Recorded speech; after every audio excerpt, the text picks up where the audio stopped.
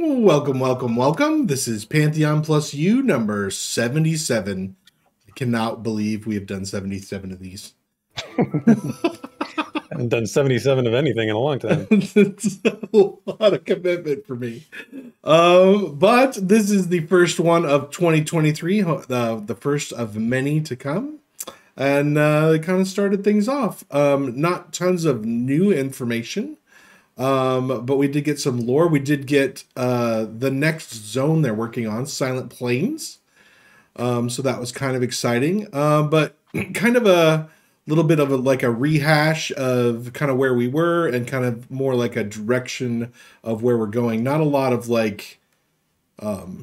showing, just more like kind of directing us. Yep, a lot of telling.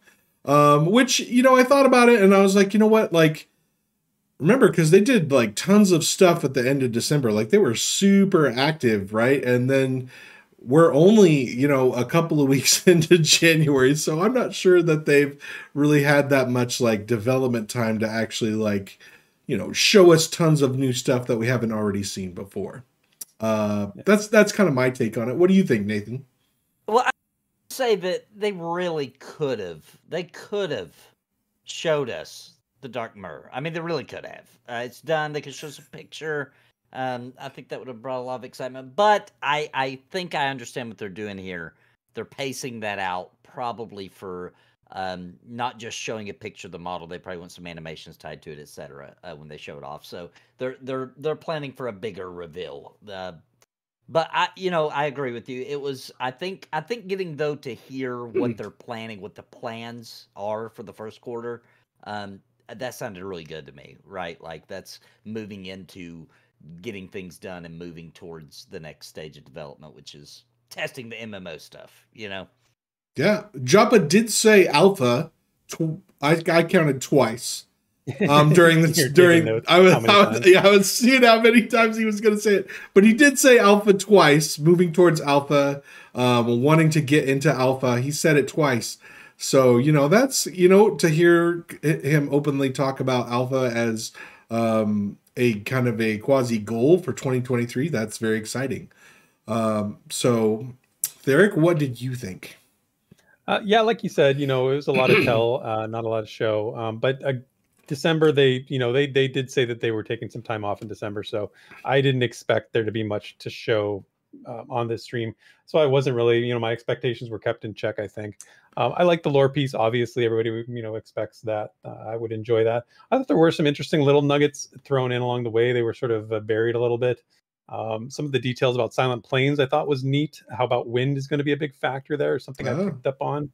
I think that's sort of new information. And they've talked about gliders playing a really big role in some of the cities. Sky Durban has been cited specifically as one of them. So I think them saying wind and wind shear environments being part of that is really cool. We keep hearing about the Dark Mirror models and things are coming along, and I really would like to see those sooner rather than later. I'm kind of teased out on the models coming, I guess. A tease is a tease for a while, and then it just sort of starts to wear a little thin. But like I said, I know that they need some time to get these things done, and willing to be patient for it. But like you said, hearing the plans for 2023 is nice. They said the same thing last year. They wanted, they're going to pick up speed. Things are going to move at a little bit of a faster clip. We'll see. Hopefully that pans out, and good way to start the year with setting the stage, I guess. Right. Yeah. No. Totally. Add animations to that for me as well. Just I've been teased on the new animations. I'm teased out. Teased out, right? I feel a little teased out on this. The idle animations too, especially I get it. Idle animations are kind of interesting. We were playing, we were streaming before their stream started, and one of the things in that game that I noticed is that when your character's just sitting there, they just sort of they start swatting flies away, or they do stuff. That kind of stuff is cool. I don't know if it is the immersion, huge immersion effect that they were sort of hinting at. To me, it's an idle animation. It's kind of it's okay, but not as big a deal for me, I guess. Nice. So before we get too deep into this thing, we are Pantheon Plus, and we are a community show. The Pantheon Plus U is all about the Pantheon community. So if you've never been with us before, if you've never done a Pantheon Plus U before, what happens is that we're going to talk about the dev stream for a little bit, and then we want you to talk about the dev stream for a little bit. And how you do that is you jump in our Discord. I'll hit the little link here. And so you could do that, or it's on the screen too. So you jump in our Discord, and then there's a room in there, a Discord channel called the Green Room. And then what happens is as people fill up the Green Room, we drag them down to talk to us and tell them what they thought or what you thought about the dev stream and kind of like your opinions on it. So that way, there's devs and chats. I think I've seen Minus and somebody else. I think Ronik was here. Ronik, yep. Savanya. I think I saw Savanya. Yeah. So the devs are here. The devs are listening. So to kind of give your opinion on the dev stream and kind of your thoughts on Pantheon 2, because more than anything else, these Pantheon devs, they want to know what the community thinks.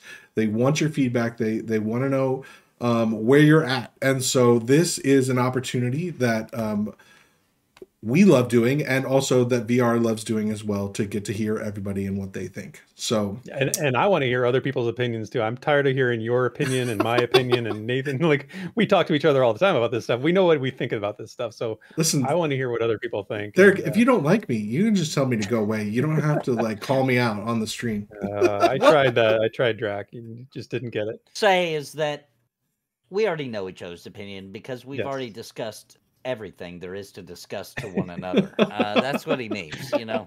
Yes. Ad nauseum. Absolutely. So here I have a question. Maybe Therek, you can answer this question. What's the new race? The water people and the land kind of gypsies, and then we have like a water world thing going on. Yes. So Aridola. Aridola. Okay. I think if I remember correctly, that's how it's pronounced. The counterpart, the water-faring counterpart, was the Detadola. Interesting stuff. Yeah, interesting stuff. Reminded me a lot of the Tholen from the lore, who are sort of been the historians of Terminus, the timekeepers. They created the calendar. A lot of this sounded similar, but what was really interesting about it was I know JN loves contrasts, loves contrast in his writing. He always finds a way to incorporate contrasts. And the contrast point I found in this story was how, and I may have misinterpreted what I heard, but it sounds like they keep the memories of the other races, of the other people of the world, but their own history and memory is something that they detest. So they have like this love-hate relationship, or this contrast point of the importance of memory. Something there was an interesting quote in the lore. It said, "Maps invite misfortune," which I think is really, really cool, because it's got kind of a meta meaning to it a little bit from an MMO perspective, if you listen to our discussions about maps in games. But the whole idea of like an NPC group that doesn't use maps, detests maps, or maybe just has something about their culture doesn't allow for them. I thought that was really cool. So there was too much to process in this lore story, though. I couldn't even begin to dig into it too deeply, other than some of the stuff I just mentioned. But so really, really good to listen to. Here's my question: are they human? I didn't catch that. I didn't hear them say a race. What did you say? Are they human? Are they human? No, I didn't hear that. There wasn't any picture of anything, and there was kind of a picture of a kind of an outline, but it didn't specifically say human. Humanoid, but not explicitly stated, I don't think. Okay. All right. Well, I was just making sure I didn't miss that, or if there was some other lore that like. I mean, what Therek said, and Minus is saying it there too. The fact that they preserve the stories of other races. Doesn't that feel like maybe they're kind of their own thing, maybe? Yeah. It almost feels like they're almost ethereal in nature in some way. They're almost beyond like the mortal races. There was some talk in the beginning, when Minus was reading, it was talking about the mortal, the immortal, because it opened with talking about the fallen, right? And the fallen, Pantheon Rise of the Fallen, has some pretty deep meanings there. And I mean, I'm again interpreting a lot here, but it's really interesting. And I like that there was some really, really old concept art that we haven't seen in forever that they integrated into this new lore. The scene with the ships in the harbor, that's really old concept art. The scene of the castle on the waves, on the ocean with the waves, that's really old concept art. that they've somehow, either this is a story that they've used to sort of bring that concept art to life, or somehow this has always been a part of it. I don't know. Interesting stuff, though. Or they just threw it in there. Well, I'm taking it to be representative of what they're talking, because when they showed that castle on the waves, they were talking about that was it. Yeah, the story with what they were saying, right? So it felt very Waterworld to me. I'm all like, in my mind, I'm like, just give me the paper. Just give me the paper. Well, if we see Kevin Costner as one of the signature characters of this race, then we'll know. Dude, Kevin Costner is the race. I'm not sure they can afford him. No. All right. Well, do you guys have anything else to say, or should we drag somebody in? No, I'm ready to talk to some other people on about it. All right, let's do it. Yep, Michael Jackson Lean. That was really the only thing we haven't talked about. Oh yeah, the Michael Jansen. Somebody will bring it up. Yeah, somebody will talk about it. I have a meme in the works currently. All right. So we were going to get started then. Okay. How about we were talk to Mox, our friend Mox from Disparate Worlds, Mr. Disparate World himself. The cheery Disparate Worlds person is what I heard. He's the more cheerful. I don't know. He's the one without the accent, and I kind of like Sakari's accent, but we'll let it go. Anyway, I'm gonna bring Mox in. Here we go. You would side with the Ranger. Well, he is. Yes. Hey, Mox, how's it going, dude? What's up, gentlemen? Hey, man. Hey. Loosest way possible. What was that? I didn't catch that. I said, "Hey, what's up, gentlemen?" I used that word in the loosest way possible. That's true. Very true. Yes. All right. So I have a couple things. The comment about the maps bring misfortune. I wonder if that is more of that they just don't care about national boundaries or racial boundaries. Like they just are where they are. That would be really weird because it would fit with what they were talking about, seamless zones, wouldn't it? Right. Wouldn't that be a weird sort of like connection between and ties the whole stream together kind of thing? Yeah. It's like, so that was my thought when I heard that. And the art really reminds me of, in the Wheel of Time, the Tuathalan, the traveling people, with the colors and the wagons and all that. I thought it was really reminiscent of that, if you're familiar. I saw that comment in chat. I'm not. Nathan, Draq, you guys know that reference? I'm not a big Wheel of Time person. I know enough to know, yeah. You guys are all fired. All of you. This is required reading. There's like a lot of required reading. There's 114 books in the Wheel of Time, isn't there? Like it goes on forever. Not 114. Anyway. Now you know how I felt when you told me I had to be level 30 in EverQuest. Never gonna let that go. Never gonna let it go. Yeah.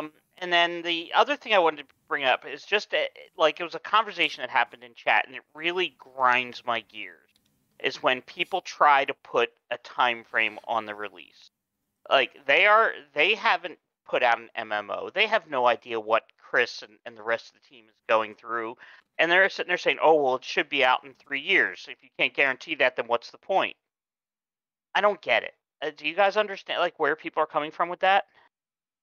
I do. I don't agree with it, but I do know where it comes from. It comes from people looking at, from just a very general point of view, and the person even admitted that they're not very, they don't follow Pantheon deeply or anything. And the way they're looking at it is literally, I look at all these MMOs and how long they come out, and now I'm comparing that directly with Pantheon, not taking into effect that Pantheon is a crowdfunded game, not taking into effect the changes in personnel that have happened over the years that it's been in development, and how that's affected the development itself and the coding and the library and the language and everything that goes into it, and not taking into effect the basic fact of it's a crowdfunded game. So until there's enough funding there, they can't flesh out the team, and we're really just now getting that point where we're starting to see the team fleshing out and them getting more artists, etc., to get the game done. So they're just comparing it to a full team ready to go on day one, compared to starting with a handful of guys in Brad McQuaid's base or garage,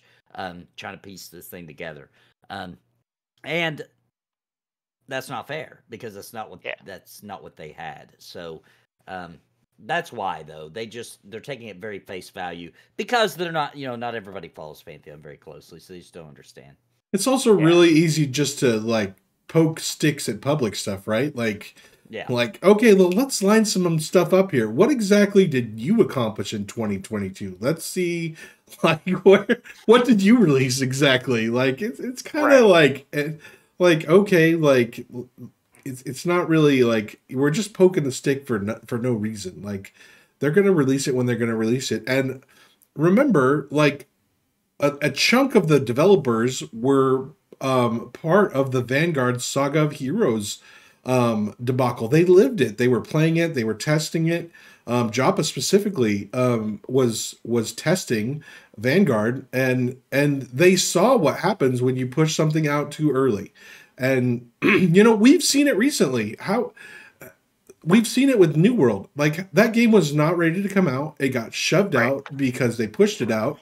And it could have waited another year, like, very easily, and it would have had a more successful launch. And they've squandered their opportunity. Yeah, they're coming back, but it's nowhere close to what they had at the beginning. And I think they made a mistake. And I think if you talk to them and they were honest about it, they would say they made a mistake. And what we have here is a group of developers and a company who is steadfastly resisting the pressure and resisting the temptation and actually have enough finances to make it to the end, because that was the problem with Vanguard. Remember, they just ran out of money, and so they have enough finances. They just ran out, so they have enough finances to make it to the end. So let's make it to the end. We don't want this game released when it's not ready, because it's going to be a tire fire, and we've already seen that. I don't want to do that again. And here's the other thing. What's the point of putting a date? Let's say they did, right? Let's say they said a year. Insert year here, right? What does that mean? Nothing. It just means possible disappointment. That's what that means, because there's too many moving parts. There's too many things involved for them to put a date until they're super close to it, right? Till they know for a fact, like, and honestly, for a launch date, it wouldn't shock me at all. They're gonna have to give a little bit of a notice there, because they'll need people to know that it's coming out enough time for the word to get out, right? But it wouldn't shock me if in reality the actual launch date for Pantheon is after they've already completely tested the living crap out of it, right? So everything feels really good, and it slowly moves, and then they'll probably set a date that's even further from that, right? Like, let's say the game was ready. It could be launched on January of insert year here. Push it back to June, right? Give enough time. I'm making up stuff here, but give enough time for the word to get out. This is the launch day, etc. You see what I'm saying? There needs to be also that fluff zone for a game that's going through this kind of development process of like, okay, it's ready now, but now we need the fluff zone before it actually launches to give enough time for word of mouth, etc. So it's just silly to put a date on it. It's impossible. To be honest, like Ashes of Creation, they throw some dates out, but it'll be like, hey, we're gonna do these tests during this time frame. But if any crowdfunding MMO throws a date, they're guessing. They're just guessing. They have no freaking idea. Yeah, I hear you. Like I said, I just wanted to mention it, and get it out there that really we don't need to pressure them for a year. When it's ready, and be happy with the fact that we're having monthly testing going forward. I think that's a huge step forward. Yeah, be happy with the commitment that you already have, right? The monthly testing is a huge commitment, right? As in, here's the other thing: you better enjoy. To be honest, it's hard for you to see that now. But you better enjoy that Pantheon's not out yet, because your life's about to get wrecked, dude. You better just enjoy seeing your kids, going to the grocery store with your wife, all the simple pleasures of life. Enjoy it, because they're about to be over, okay? Because I have to build up my retirement before then? Is that what you're saying? Yeah. All right, guys. I'll let somebody else get in here. Keep up the good work. Thanks, Mox. Good talking to you, buddy. Mox. See ya.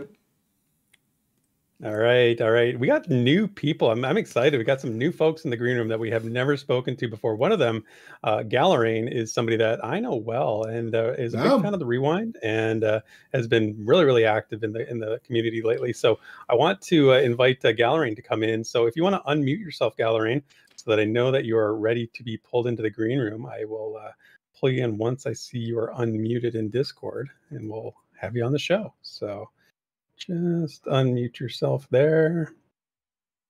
If not, then we'll just bump you one, and we'll come back to you when you're unmuted. Another new person in the green room. We got Doug Bug, who I don't think we've ever spoken to before. I know I've seen their name in chat a few times and whatever. So Doug, okay, Galarain's unmuted now. I'm gonna grab Galarain. Okay, here we go. This is Galarain. Hey, welcome to the show. First time talking to you. How are you? Galarain. You might be muted. You might be. This is a live show, ladies and gentlemen. This is how sometimes this is how it goes. That happens. Yeah. Okay. Well, we can't hear you, but I'm going to put you back in the green room, and once you are sorted out with your audio, we'll get you back on. So back to the green room. And now, Doug Bug, I will pull you in. I know that I saw you unmuted yourself, so go ahead and do that again. There we go, and we'll talk to Doug Bug. Doug Bug, welcome to the show. Hi guys, thanks for having me. Welcome. Hey, welcome. How are you doing? I'm doing well. Good. What did you think of the VR stream? What any highlights? Any thoughts on it? Real quick, is there a way to get rid of this echo that I'm hearing? Mute the stream. You're on Twitch. Just mute the Twitch channel. Okay, gotcha. Thank you. Yeah. Happens to everybody the first time. Gotcha. So general thoughts. I have like a little notes I put. Personally, I mean, I'm a huge fan of the project. I think I was a little disappointed by the stream. I know that, like you kind of mentioned, that December was probably not a very heavy work time for them. I hope that they gave everybody lots of time for the holidays. But Right. I have like a little list here for positives and negatives. My biggest positives was that lore piece at the end. I love that. I've tried to read some of Jan's stuff, and I find some of it to be a little bit too like termy for me, I guess, or it's like a little heavy on like terminology and things like that. And this one, I felt like the parable with the carpenter and the queen like was very, very well done. Mhm. Like I loved it, and it was very accessible to somebody who has never even like read about the game or anything like that. Yeah, a little more relatable. I agree with you. I picked up on that too at the Ooh. end. It was a very it was a very common theme. A parable is a good way you put it. It's exactly what it was. Yeah. So yeah, I agree with that. I liked it too, and I couldn't put my finger on why, but you're right. The parable aspect of it, like, really, that's really exciting to me. Like at the end, and you're like, oh yeah, that's cool. You just sent him away. Like that's awesome. Yeah, and like I love the little quotes that they added in. Things that are lost and returned, stuff like that. I just thought it was very well done. As somebody who is a huge Bard player, hearing of this new faction, my ears perked up whenever they said flutes, strings, and drums.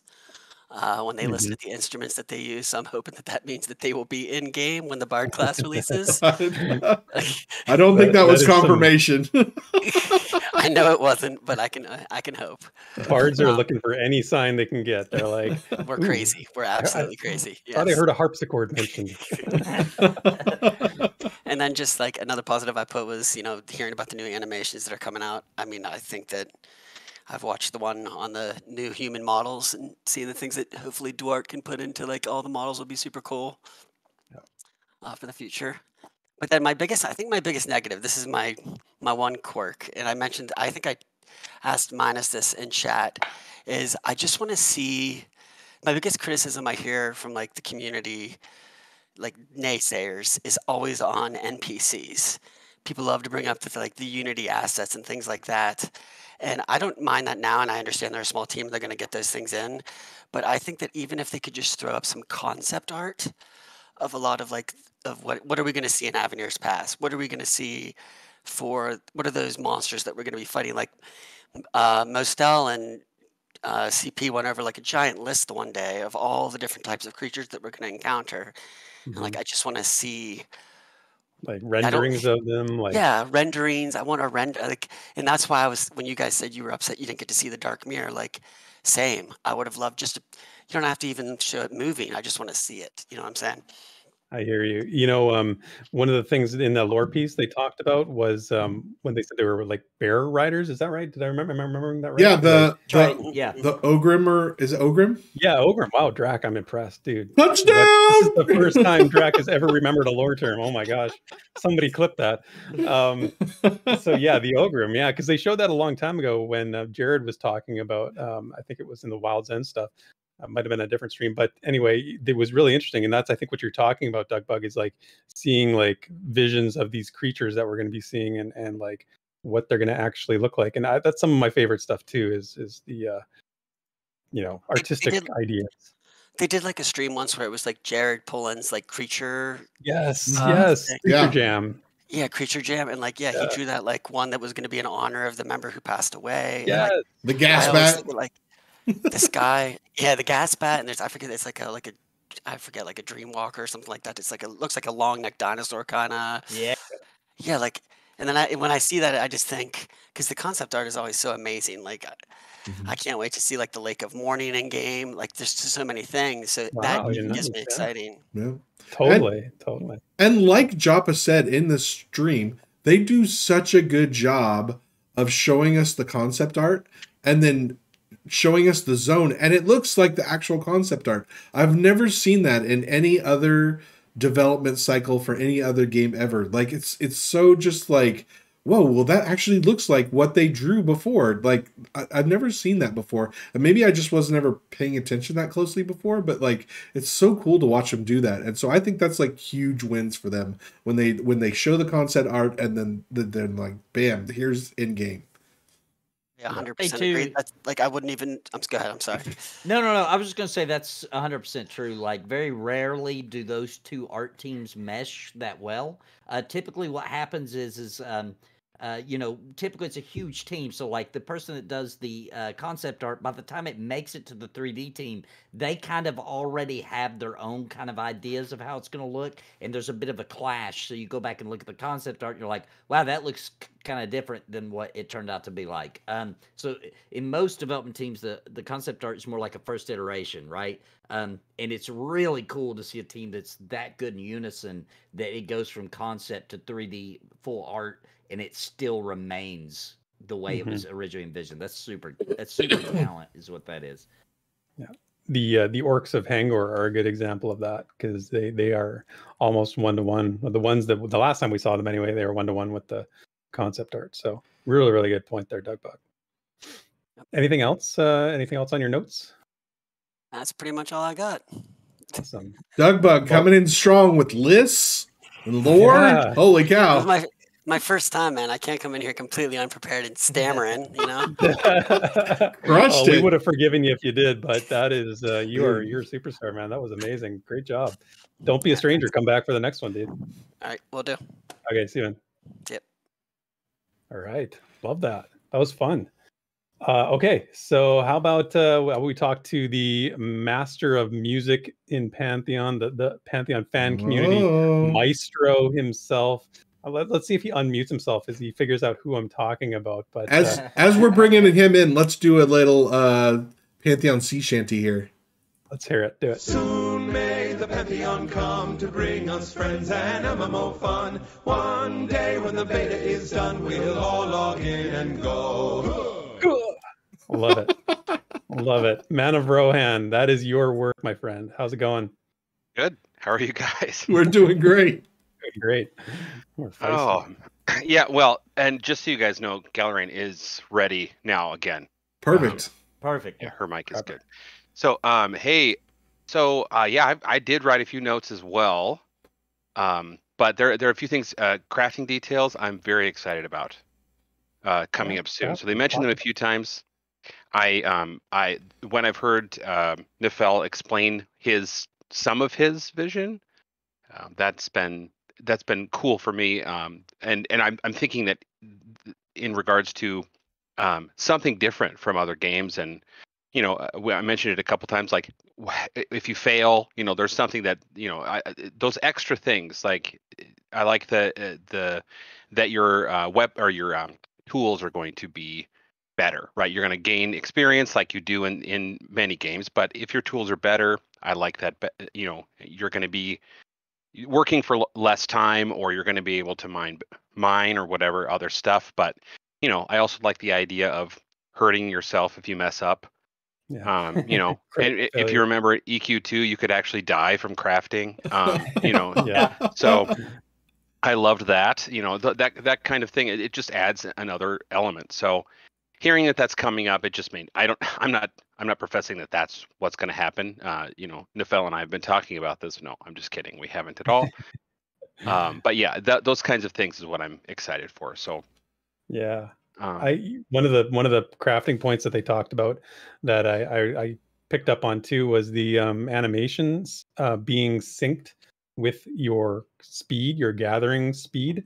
So like it sounds like they're saying, the more your skill has progressed, the better you are at crafting, the faster you're going to mine. So they've got the animations synced up to Right. match that. So it sounds like this system's pretty far along, Mhm. or further along than maybe we've thought it is, which is always something we want to hear in every possible way. So Right, and it's extra exciting to hear that Steve Clover is helping with that. So, and getting that going. So, I'm a big fan. Maybe not as big as some out there, Bounty Code, but I am a big fan as well.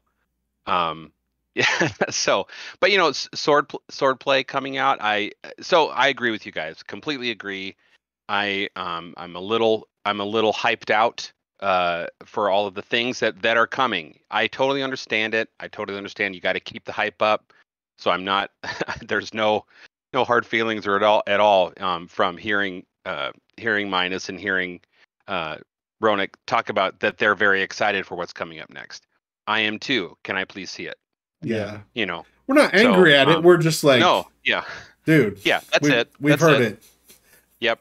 So and I understand that's where we need to be, but I think now it seems like with their hiring of Savanya, with their and the work that she's been doing in regards to social media stuff, she's been ramping that up for sure. And I don't know everyone involved in that, but I'm assuming that she's heading that up, and so it seems very methodical, which I think it should be. And I think now is the time to start tightening up that messaging more as they go into what is going to be a release sometime soon. I say soon. That's a very subjective word. Obviously, we all know that. But I think just one small example in the lore video tonight, the things that were being talked about did the art match up to that? One thing that struck me was saying, hey, these are travelers, but it showed the boat city and things that someone would need to settle in order to create. I know it was older art, but is that getting me ready to understand what the travelers are actually like? Yeah. Yeah, I hear what you're saying there. I agree, and I that's why I was saying earlier, I'm just kind of wondering, like, if there was we have this art from the past that we don't really have, we never really had a use for it. It wasn't really representative of something. It was just an idea we had at the time, and now we've sort of found a story to attach it to. Or if it's more like, I get you, because it sounds like their counterparts, their seafaring counterparts, might be quite different from them. Might be this not so nomadic. Might be more of a industrial. I don't know. It's hard to say. Yeah, and I'm looking at chat and I totally got it wrong. So Ruben is social media. Okay. Right. And So there are more folks involved, but you're definitely seeing the ramp up, and I'm appreciative of that. I think communication is really getting to be even more key, than it has been. Especially now that there's a lot of progress, and I expected progress from me. Because I'm the only judge, right? I'm just kidding. But there's expected progress from how quickly they're moving. It totally makes sense.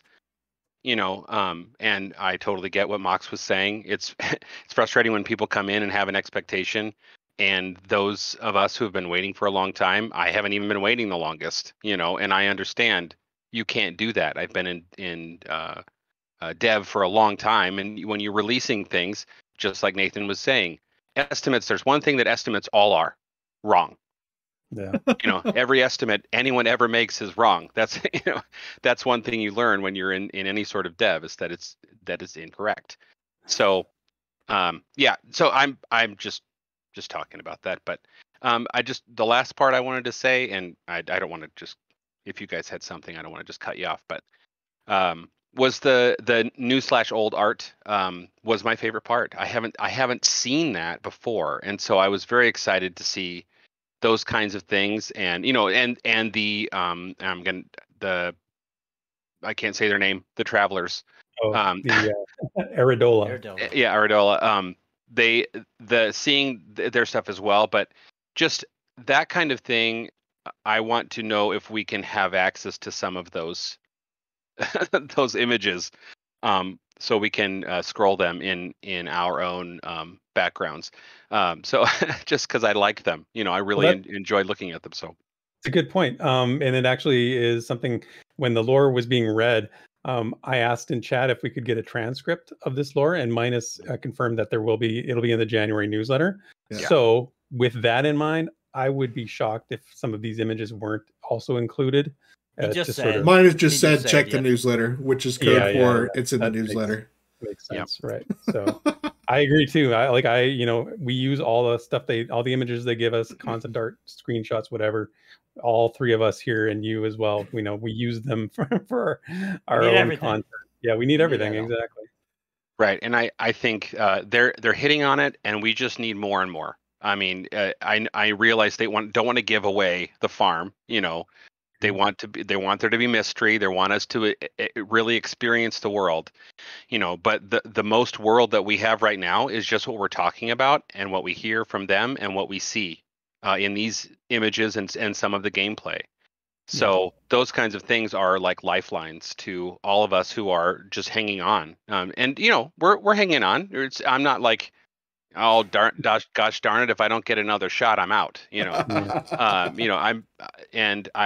Maybe there are some, I'm sure that there are, and they may have left tonight and they may be leaving next time, who knows.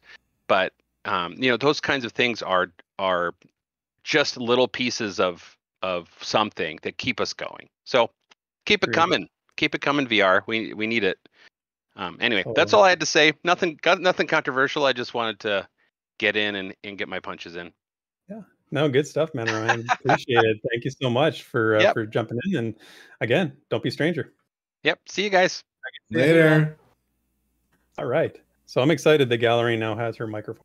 So let's bring in Gallerine. If little bean drop here, if you look very closely at the ending tonight, we will be premiering the Man of Rohan Ender. Ooh, nice. Hey, so welcome, Gallerine. How are you doing? Good. How are you? We're excellent. Good to hear your voice. Nice to have you decide to join us tonight. That's amazing. I know that you and I have spoken on the Rewind, and it's good to hear you. So what's on your mind? What did you have to say about the stream? I just think people need to remember that this was a vision from one individual that got shared with several individuals that have now been grown into us being part of that vision. And it doesn't take a day to create a vision. It takes time. And if you want it to be successful, and if you want it to be good, you can't just do it overnight. And I think that as the community has helped grow this vision, we have come together, and some of us do. I'm one. We do get very, I don't want to say testy, but maybe a little salty, because this is something we're all really, really wanting. Yeah. Right. That's always it's like passion that causes it. Exactly what I was going to say, Nathan. Totally exactly. Like, it's the cost of feeling strongly and passionate about something, is that you get the hype, and you also are pained by things that, more so, that things that you maybe are hoping for and aren't getting there to that point. And that's why I think Pantheon has so much potential. And that's when like Mox brought up earlier, why people get upset and get up, like, when is it coming? When's the date? It's because believe, they see this vision, they see what they've been talking about, and they want it so badly that it just hurts more when it's just not in your hands, right? So the double-edged sword. And I think this project hurts a little more, right? Than say like sometimes there's large gaps in lots of franchises, etc. But I think Pantheon hurts worse because we were already waiting for it before it was even an idea of Brad McQuaid's and was starting the project, right? Like we were already waiting on this. We already kind of had this because we played EverQuest, because we played Final Fantasy 11, Dark Age, whatever. We had this idea of what we wanted our MMO to be, and nobody was making it. So we were already waiting for it prior to them even starting development. So I think it's a little harder than for most people, like waiting on the next Metroid. You know what I mean? Like it's just a little bit more. And we're so desperate that we go back and play EverQuest for the 19th time. Again, and we're excited about it. Like that's the best that there is. Again, the roadmap came out. They're like another TLP surprise. Get your 40 slot back. Oh boy, here we go. I'm actually on Aiden right now because I have to have something. It's just, right. You gotta have something. Salty wasn't referring to Sparrow. It's because I served in the Navy, so that's why I said salty. You've earned the right to be salty. So I think I also want to hand a great thanks to all of you content creators from Pantheon Plus and across the board. You keep us, some of us who don't speak the language, you keep it down to where we can understand what's going on. You put out things so that we can keep engaged. And I think as long as there's this going on also, people are going to stay interested and wanting to know why we're all excited. I agree. Thank you. That's very kind of you to say that. And that's what got me involved in the first place too, was exactly that same reasoning, that rationale was why I was like, I need to get involved and I need to be a part of this. So I just, we all have exactly the same goal. Everybody is laser focused on the same thing, and that's supporting Pantheon so that it becomes a reality, so that we're all, one day hanging out together in Terminus. That's it, right? We're all doers. Like I can't just sit. I gotta do something. So that's what's it. Yeah. You gotta do something. Gotta do something. Yep. Well, and that's why I created the webpage and started putting your things on the webpage, and then I put everything you guys have on the calendar on the webpage. Anything with Pantheon is on that webpage. Oh, very cool. So if everybody doesn't know, Galerain you're the leader or co-leader of the Old Code. That's the name of your guild, right? Yes, it is. And you have your website. It's theoldcode.org, right? If I'm not mistaken. That's correct. Cool. So everybody go check that out. I know that we, you and I and Draq did a really cool interview piece where you did sort of a RP style of interview, which was really, really fun to read. And I would encourage everybody to go and read that. It was a good time. And I have some more I'm getting ready to put up. I just have been really swamped here. And I've had a family emergency with my dad, so I didn't get to stick at it as like I wanted to. Right. Yeah, you got to take care of that. Obviously. I pasted that link in chat too. Yes. Awesome. Well, Galerain, so nice to speak to you. Is there anything else you wanted to mention? No, I just want to, again, I thank everybody involved in Pantheon. I can't wait to get back in on pre-alpha weekend. You bet. Me too. Very exciting. Okay, great. Well, we will talk to you. We'll talk to you soon, hopefully. Thanks, Galerain. Thank you. Yeah, thank you. All right. Let's not make Desrin the caboose. What? Let's bring in Desrin. No, got to break the caboose chain. Bring in Desrin. So he's always got a lot to say. So let's talk to our friend Des. Desrin, what's going on, dude?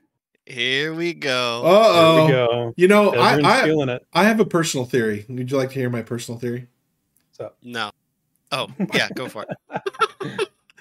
I think that the reason we didn't get any beans tonight is because Joppa really likes Desrin better than us, and so he's saving him for next week. Save it for the Plus U2. The Plus U2 team is where it's at, and he knows it already, and so he's saving all his beans for next week. We'll see. I mean, fractures, like this is going to be a pretty big subject. I'm pretty excited about it. what about today's stream? What did you like? What did you not like? Let's give us Desrin is the ultimate leveler of the playing field. We're all up here on cloud 9. He's about to tell us exactly how it is. I've got a little bit of celebration, a little bit of discussion. So the celebration though. Speaking of PA, as Galerain said, no wipe. Yeah. Oh yeah. That was right up the top. That was a kind of a big deal for the PA testers. Yeah, and to answer, someone in chat was asking if this is the first time there's not been a wipe. It should be public knowledge that it's not. They don't have to wipe. It's more of a like a lot of testing. They're trying to target a certain thing, which is kind of the first 24 hours of gameplay, you could say. And so now we're moving on to the second 24 hours of gameplay. And that is pretty exciting. Probably see people, getting a little bit further along. And as they put in the notes, it's back in December, I want to say, when they talked about this, they added more abilities and stuff like that. So yeah, it's going to be pretty big, and my body is probably not ready. I was just gonna say for another one. I was just gonna say that you're now like you're. I know in your head you're thinking, "I told you so." You should have stayed up all night with me. You should have stayed up all night with me, Therek, but you didn't. Now I'm levels ahead of you, and now I've got a head start. And I'm like, you're right. And unfortunately, this time it paid off. But knowing that they're not wiping now, potential repercussions, for the future, maybe. Maybe we won't feel the need to play for 24 hours straight in the future if not wiping is, more common. Agreed. It's a good point. What else you got? Okay. So on the other side of things, and this is something I got to give credit to Minus for addressing, after seeing in the chat, but biome diversity. So Joppa kind of got into the weeds a little bit because he was talking about asset reuse. So he was talking about, they've updated Avelia, which I think we've seen a bit of. So they've shifted their focus to Avenir's Pass, which is great. They're working specifically on Hangor and Madrun. I'm very excited about Madrun for sure. But then he started getting into, we got these new, flora assets that have been made that we can use for Thronefast, for Avenir's Pass, and for Eastern Plains, and potentially more. And everyone was kind of like, man, that's like, 3+ zones to use the same assets. And I don't know about you guys, but seeing the comparison between Thronefast and Avenir's Pass that we've had, and this is, starting to get to be months and months old, but we saw a bit of Avenir's Pass, and it looks very, very, very, very similar to Thronefast. And I'll admit, I was like a bit concerned that kind of like this whole northeastern Kingsreach region would kind of just look the same. I don't know if that was actually quelled, honestly. It was more like, well, but it's a big area, and like real life, like stuff transitions pretty slowly, and I totally get that. And I think even other seamless games like WoW, it's very stark when you get to a new zone, right? Like it's suddenly a new zone. There's a very easy, even though it's seamless. And it sounds like they're going for something maybe a little more gradual and natural, which is fine. But do you guys think like having that whole area kind of use the same flora assets and similar geography, with the cliffs, like is that a bit of a disappointment for you guys? Or I think it's hard to say that's a disappointment because you don't know how many assets there are, right? It could be 20, it could be 150, right? And the other thing I want to say is like I feel like from what we've seen and what we know that those two zones are very human, right? They've got mountains, they've got forests, they've got lakes, and it feels like a place humans would want to settle, right? It feels right for a fantasy world. I think that they'll be ridiculously intelligent about the placement of the flora in such a way that they'll create meadows, they'll create, all the things on the cliff that give it, little piece of shrubbery and things hanging off of cliffs. And I think they'll use it in such a way, regardless of what they have, that it will create much more diversity than what we've seen.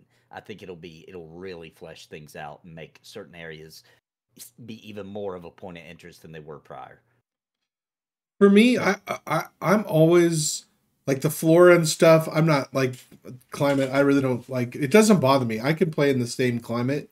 For me, it's mob placement, right? And like if you think about EverQuest and Crushbone, right? There's basically one model in that whole zone. It's an orc, right? It's smaller orcs, it's bigger orcs, but they all have different names. They all do different things. There's the slavers that drop keys that you turn in for quests. There's the overlord that drops the bloody the red tunic. I can't think of his name off the top of my head now. I don't know why, but but everything is placed in such a way that it's different and engaging. It's not just copy and paste, right? That's where zones start to put me asleep. And we've played some of those MMOs, right? On the MMO 101, where it's just like the terrain is copy and paste. I wasn't going to say anything. Listen, I'm not going to name any names, but we played them, and it's just copy. It's copy paste, and the mobs are just kind of spaced out. They're not intelligently like put in places, right? And that's the real like genius of dungeon design, is when you start to place mobs. It doesn't have to be 50,000 different flowers and every mob is custom looking. But you have to think about where you place mobs and how they interact and how that makes the area different. I want different areas, and so and different feels for different areas. And it can't make me think that like they just cut and paste a bunch of stuff. That's just boring. See, for me, I'm on the other side of the fence. I think this is good news to me. I like what I hear because it makes me feel like when I'm traveling from one area of the world to a very far distant point, it's not going to have that jarring effect when you hit no zone lines, right? It's all seamless. So you're going to be traveling and things are going to be changing gradually as you go. There's going to be little differences, and your brain is going to, you're going to see them. Your brain is going to notice one thing, but then it's going to notice another and another and another. And these little things start to sort of cumulative effect. By the time you get to where you're going, it's going to be much different. It has a much more natural feeling to me. One of the phrases Joppa used in the stream was the beauty of a seamless world. And I think it's that lack of a jarring effect of not only is there no zone line that you like hit the computer, you stop, you load into it. It's also the effect of what you're seeing. So instead of going from, and I know what you're saying, like the kit that they're using is going to have the same models, the same flora and all that stuff. But not only does it help with their development, but it helps with keeping the world feeling natural. Somebody in chat, when the stream was the VR stream, they said, when you drive from one state to another, when you cross the state line, that it doesn't immediately change into some new environment, right? Like it's slow, it's gradual. That's how things are, right? So to me, it feels more natural. As long as they do it well. I don't want, dude. Just can't. They will though. They've never let us down yet, right? So... Well, that's kind of my point, is that from what we've seen of the two zones, I wouldn't say there's a really distinct difference, at least from what we've seen. Well, there's diversity within those zones, though. Like they were talking in chat, like Hangor, right? Like that's totally different within the zone. So, but we're talking like basically the entire northeast side of the continent, because he added Eastern Plains in there as well as partaking of some of these assets, and I'm sure they can artfully replace things as they will to try to make it different and hopefully make that transition gradual. But my point kind of is that while it sounds good in theory, we've not really seen that. Like we've only seen zones that were kind of an all similar climate, or not climate, because I can't say that for Pantheon because that actually means something. But like biome, I guess. We haven't seen a lot of diversity within a biome yet, as far as post HGRP, and they're building up their asset libraries, and that's kind of, I think, the main point that he was trying to make, was that we're building up our asset libraries so that we can use these, and it'll enable us to start working on, potentially like 4 zones. But I thought it was a really interesting thing that was brought up, and kind of maybe has lasting effects on how they build their world, and we'll see how it plays out. But Yeah. yeah. I mean, they agree. got all these artists, right? Aren't they just sitting around creating leaves? Isn't that what they're doing? And remember, they've talked about there's being like bespoke, certain things to a certain area that you won't see anywhere else. In Wild's End, there's going to be certain things, at all the different places they've talked about. There will be unique assets and unique things there. It's just they're going to be in amongst a common biome theme, I guess you might say. And Yeah, the and that type kinda- of and the type of person that picks a human, just to be honest here, because I am one of those people. We're more of like what Draq was talking about. People, the kind of person that picks a human, we just want different mobs. We really don't care. We're a lot of this stuff is just going to go over our head anyway. We're going to turn it off so we get better frames per second. You know what I mean? You're Like, looking at the oh, sky and yes. running anyway. Who cares, Nathan right? just dumps on the entire human race. Just I'm one of you, so I can do that. That's amazing. Well, that kind of leads into my last point here, is that from what it sounds like, Silent Plains is going to be our first significantly different biome, as far as something to compare to. And I think Agreed. that's going to be a really big milestone, so that people can't be like, oh well, this whole area, Throne Fast of Avenir's Pass, and potentially Eastern Plains, and maybe more, like it all looks really samey. Something to compare that to, like Silent Plains, that actually, gosh, I hope it looks like some of that concept art. Like I still remember the thorns. I have that as one of my backgrounds, actually. It's just the coloring of it is so distinctly different, and just the whole feel of it just was so different. That's the kind of thing that I'm really looking forward to. I like the idea of a gradual transition, don't get me wrong, but Yeah. I think a lot of people were really afraid over the last year, as they've been, HDRP and everything's finally coming on. It's like it starts to not feel like progress so much when it's like kind of the same biome. well, we've kind of been over. snake bit by other MMOs that when they say gradual change, what they really mean is the same thing over and over again. I know that's where Yeah. I'm at, right? When I hear that term, instantly on my mind, it's like, danger, danger. That means it's going to be awful. And that's why I think a lot of chat like jumped on it. A lot of people were kind of ears up and be like, oh, but maybe we'll get some assuaging to that fear soon. Yeah, well, just keep in mind, some of the same people are the ones who are like, "Is it out yet? Is it out yet? Is it out That's yet?" true. This speeds I'm things not up. I'm not gonna lump people together. Yeah, I don't know. I feel like we want everything. We want it to be absolutely unique and bespoke in every possible way. We also want it tomorrow, right? Like it's like, Yep. that doesn't work.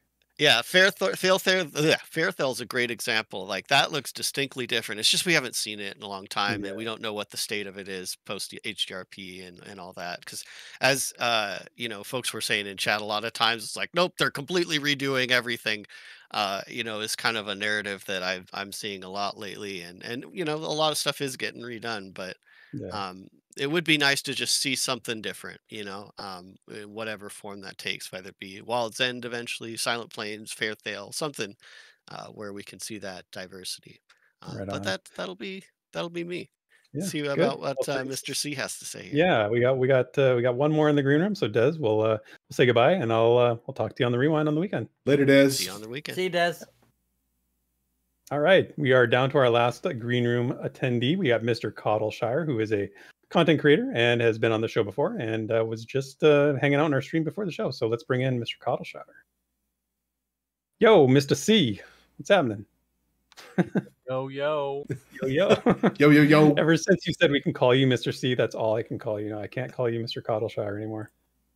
Yeah, I'm glad I gave you that abbreviation, because sometimes I see you in chat and it's like, I think I could just hit Mr. C and I'm done. I don't have to type this whole thing out. Yeah, it's way easier. Exactly. So what's going on? What do you think of the Airstream?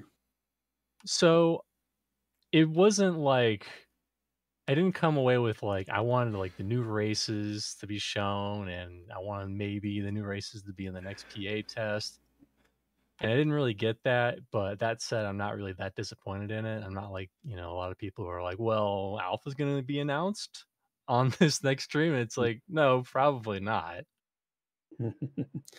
Yeah, sometimes we talk about this all the time. Setting expectations is really important, and it's hard for people who don't, just come in out of the blue, out of the cold, and they see a development stream, so they always want the fireworks, the big explosion, and it's just not going to happen. Not just new people, us. We fell into that trap last year.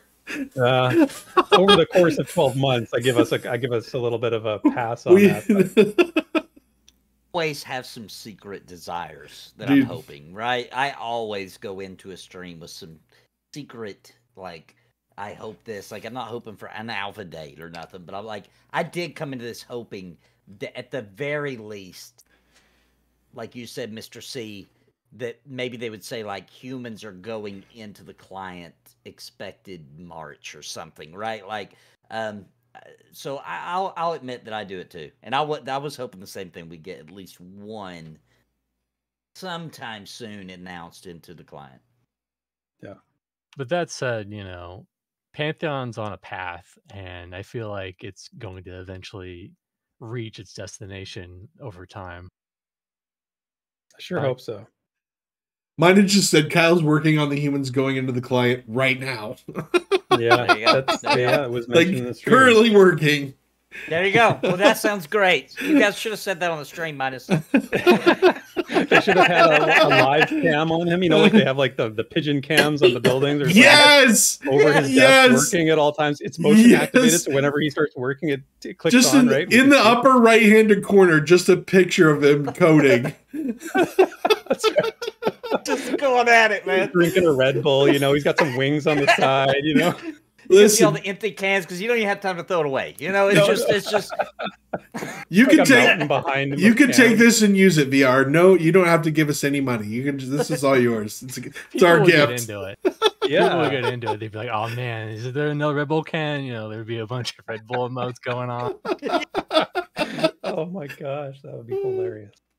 Oh, good one. Yeah, no, you're right though. You're right. Expectations can be tricky, and we all deal with them in our own way, and everybody's got their own. So, what else? What else do you have? Another problem that I have, and this is just a me problem, is that anytime I hear lore after decades of MMOs, my brain is just all right. I don't need to hear this. It's done. I don't need like lore rehab to actually get into the lore of like Pantheon. Because there's so many games where it's like, all right, here's the quest. I need 10 boarhide, and I need it because I need to make a blanket for my daughter. It's like, yeah, I don't care. I'll do the quest. I'll do it. You are my guy, Mr. C. I was just gonna say that. I'm like, you and Draq are gonna get along real well.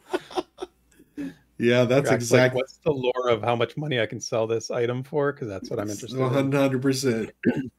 Yeah, Mr. Cuddleshaw, the lore is amazing. I mean, I'm sure you've heard me say this before, but like, if you go to the website and just read the background stuff, it's vast, it's deep, and as Joppa would say, it's robust. It's everything I'm looking for in a game, in an MMO that I haven't had in the past. So I've been kicking around this idea, and that's like, if they made a really crappy Flash game that was just like, hey, here's a Flash game, it has some lore, and you can upload your highest scores or whatever, people would get pretty high scores in that game of like this crappy Pantheon Flash game. Dude, you should do it. You should make that. What was the? I can't make games. What was the EverQuest one? It was slash something. What was it? What, gems? Gems. Yeah, we needed gems. We definitely do. We definitely need something like that. We do need that. We need some sort of something, for the in-betweener moments. Dimos will tell you how many times he's died because I was playing slash gems in his group. Oh my gosh. Hey, maybe we don't need this. I'm going to be grouping with Draq. I don't want this now. I take it back. Please don't put this in. Timo says never put that game in. That is too funny. Yeah. It's so good. Anything else, Mr. C?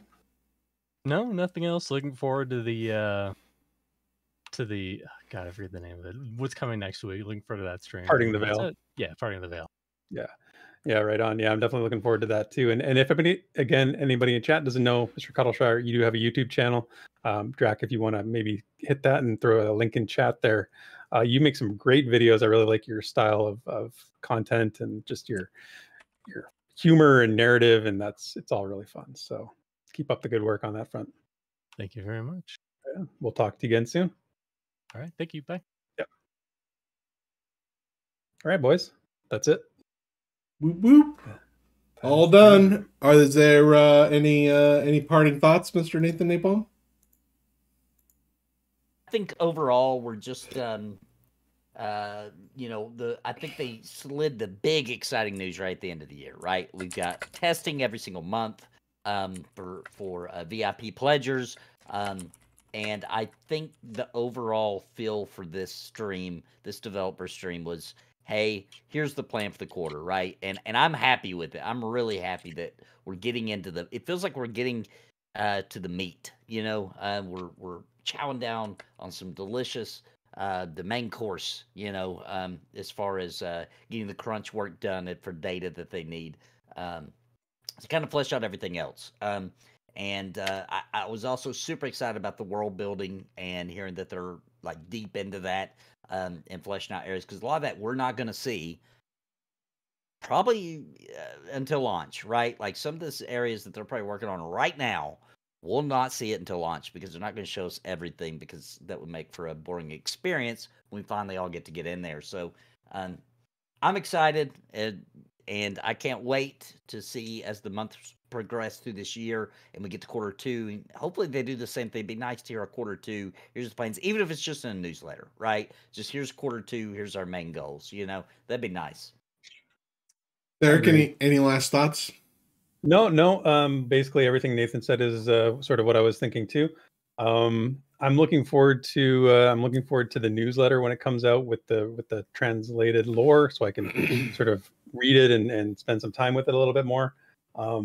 I like some of the things I said. I'm just at the point where I want to see stuff, and hearing is good, but I'm hungry for more for sure. So I'm looking forward to the PA testing coming up at the end of the month, and Desiree and I are going to dig into this stream on the Rewind this weekend. So if you are, we want to hear us talk more in depth about this and have some more detailed conversations about some of the specific points that we're talking about in the stream, noon Eastern time on our YouTube, the Pantheon Plus YouTube channel. That's the premiere of our podcast, weekly podcast, The Rewind. So come hang out with us, and we'll have a good time. Nathan, you want to plug some Cringe Pony? Sure do. This Saturday, guys, stay up late with me, because 11 p.m. Central, 12 a.m. Eastern, it is MMO Cop the movie. I've been working on it. It is freaking awesome. You got to be there for it. You don't want to miss it. Lots of Pantheon jokes in there. It's a good one. It's MMO Cop the movie. Don't miss it. Bring your popcorn. Yes, MMO Cop the movie. Oh my goodness. I'm down. All right. Well, I just want to plug. If you have not caught the Pantheon Plus flagship program, P Plus After Dark Monday nights with Daimlos, myself, Random Rob, and the crew, you're absolutely missing out. The most adult Pantheon show on the internet. So you need to make sure midnight Eastern Standard Time Mondays. And also next Thursday, Parting the Veil, followed directly by Pantheon Plus U2, which is Desrin, Man of Rohand, and Redbeard Flynn. So make sure to check that out next week. I know I will be here. And we're going to run our ending here. And then we're going to raid Oren. Oren is also a huge Pantheon fan and does a little bit of a live dev show himself. So make sure you show him some love. Give him a follow. He's a smaller Twitch streamer. And we just want to support our fellow streamer. So I'm going to hit the ending, and then we'll go straight into rating Oren. So have a great day, everybody. A great night. Wave bye-bye to the people. Bye-bye. Good night, everyone. Thanks for coming out. Good times.